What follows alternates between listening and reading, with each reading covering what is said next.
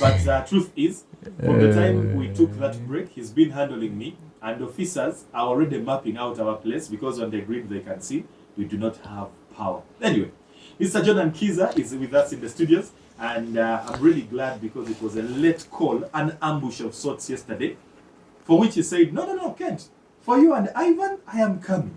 I am coming. Yeah. And here we are together. Guess what?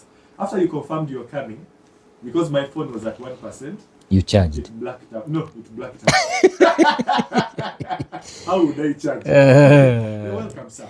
Thank you, Kent. Our dear listeners of Magic FM and UBC Radio. Because it's a dual break. Yes. Allow me to say good morning to all of you. I know people are listening even beyond the borders. Yeah. Sure. But general across the globe, people are listening to us, people are following us on different media platforms.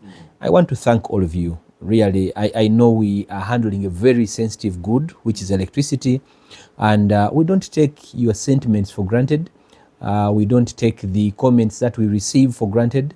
We really take them with utmost care.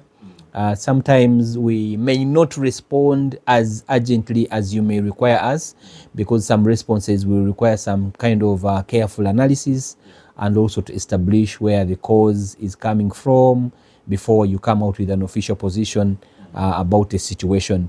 Sometimes you have blamed that to us as if we are not very timely in communicating. We are not ready, but this thing of power, Kent, electricity, apologies, let me not use that word power, because some people may mistake it.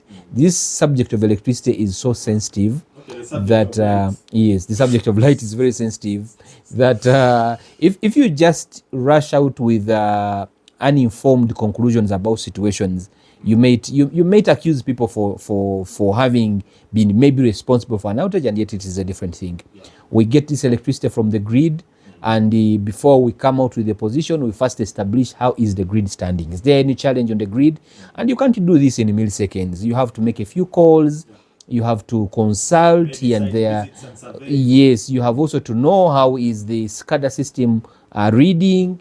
And basically, there are quite a number of technical considerations. So really, I wanted to start with that, because I know you have a blackout at your home, and imagine you have a platform. But it's the first one in about 8 or 9 months. You can imagine. But also because you have a big platform, and I want to thank you for using this platform responsibly. Sometimes we get challenges with our big personalities in this country. His power goes off. Last time you gave me a V8. Please. Yes.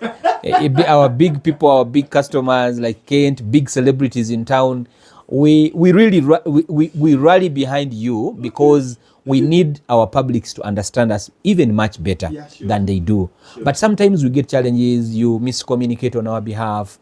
Even your unit's running out, you say power has gone off of UEDCL. Yes. So I think also there are preliminary things that we must do as consumers when you sense a blackout at your place. First, check, are your breakers on? Do you have light? Yes. When I woke up and realized the neighbors had lights, yes, I told myself, maybe the breakers. He has stripped. One of your breakers has stripped. I actually had to, light a candle and move to where the breakers are. Yeah. I realized all of them were showing on. I said, no, now it's us with the problem. But you also did not check the breaker at your meter box, because there is also a breaker at your meter box. So there are so many precautions to really safeguard your premise at every point in your house. So those are some of a few really tips that we need to really employ when you sense there is a blackout.